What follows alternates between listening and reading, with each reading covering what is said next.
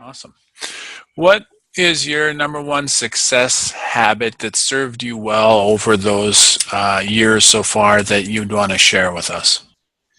Well, success is a habit, and everybody needs to develop habits of excellence.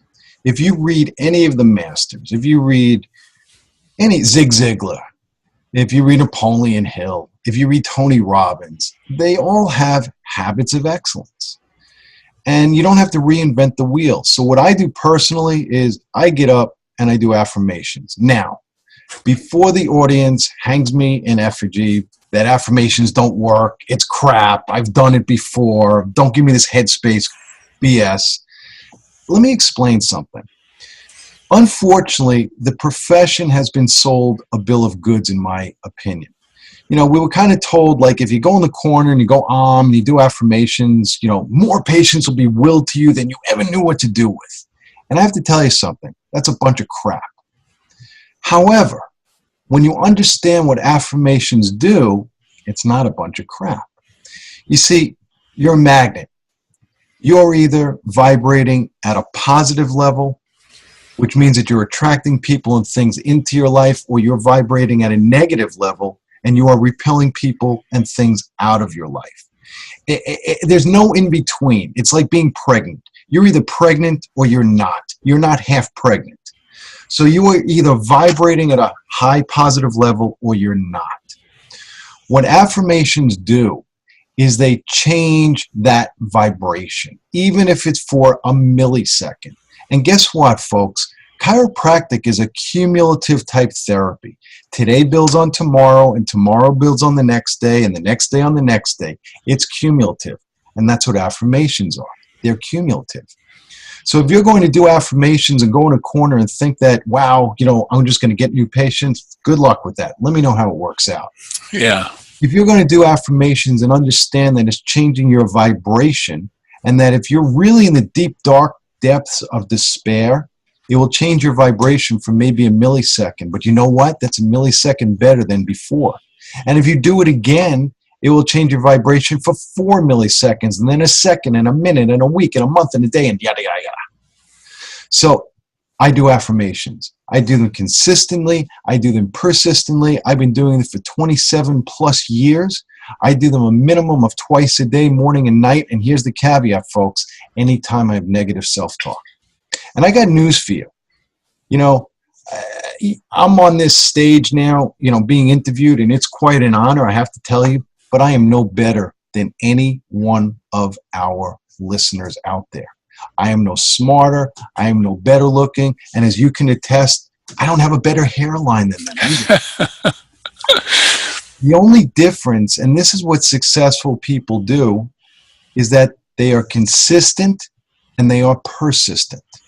So I consistently do affirmations in good times and bad. And believe me when I tell you, there are plenty of bad things that have happened in my life. I do affirmations morning and night, no matter what. And I do affirmations anytime I have negative self-talk.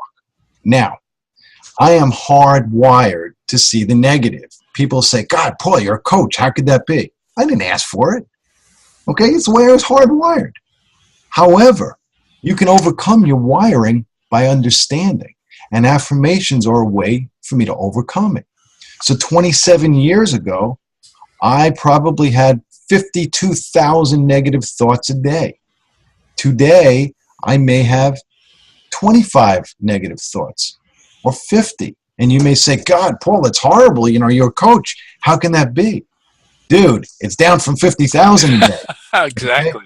Okay? And it continues to get better. But my point is that I use my tools, affirmations being one of them, that anytime I have negative self-talk, bang, I do an affirmation. Number 2, I journal write. I journal write in a certain pattern that gives me order to my day. I recognize that there's a higher power. I have gratitude because gratitude gives you altitude. Think about it for a second. You got up this morning and you were able to walk to the bathroom on your own 2 feet, and you were able to take a leak all by yourself. You're able to go to the bathroom all by yourself. There are people that can't do that, and it's really hard when you can't do that. So you're seeing this video now, you're hearing me. Have gratitude for the little things and for the big things. So I have gratitude every single day, and I put it down in my journal on paper. And then I write down specifically what I want for the day. Not what I'm praying for, not what I'm asking for, not what I'm begging for, what I want. I tell the world what I want. And then I create the action steps in order to achieve that. And then this is a biggie. I ask to be forgiven for anything that I might have done wrong. Now, Michael, honestly, I'm usually a pretty good boy. So I don't really have anything specific typically. If I do, I'll say it. But if not, I'll ask for a general forgiveness in case I screwed up somewhere along the way and I hurt somebody. And this is a biggie for me especially. Don't hold grudges. So I ask to be able to forgive others who might have wronged me. Then I ask to be led to my goals, and I do recognize that there is a higher power again. Then what I do is I write 3 pages in stream of consciousness. I have to tell you something. This will probably be the cheapest form of therapy that you never pay for. I just write whatever comes up. The sky is purple. I don't know why I just wrote that. I'm looking at an electric light bulb. What the hell does that have to do in my life? I just write. And you will be amazed at how often fears will come up and the answers to those fears. How it will spark creativity. How it will, again, be the cheapest form of therapy you never pay for, because you'll be able to answer a lot of your own questions and quell your own fears. And it will give you an order that you've never had before. Now, that second part of stream of consciousness writing, you don't even have to read that again. That is just purging and getting it out there and coming up with solutions. And the last part to my journal writing is at night, where I write down something that I've learned, something that was successful about the day. Let me give you an example. How would you feel if you lost $40,000 in under 20 minutes? Not too good. Yeah. Well, now you know how I felt. A couple of years back, I was trading Apple options, and I literally lost 40 grand in under 20 minutes. Most people would have crawled up in a ball. Most people would have vomited. Most people never would have gone near the stock market again. But what I did was I created 10 rules. 10 rules that before I ever buy or sell an equity or an option, I have to answer affirmative to all 10. If I don't do the trade. And as a result, not only did I make that 40 grand back with, great profits to boot, but it was 7 or 8 years ago, and I've done very well because of those 10 rules. So my point is that things happen, and what you have to do is figure out the lesson in it, and that will help you to go forward. So step 1, affirmation. Step 2, journal writing in 3 parts, as I've just outlined. Step 4 is meditation. I meditate twice a day. Once in the morning when I get up for 15 minutes, and once during the day, I will carve out another 15 minutes. And during that time, I meditate on my intention and what I want to be. In other words, what is the feeling that I'm going to have when I step into what I'm looking to create? What is it going to feel like? What's it going to look like?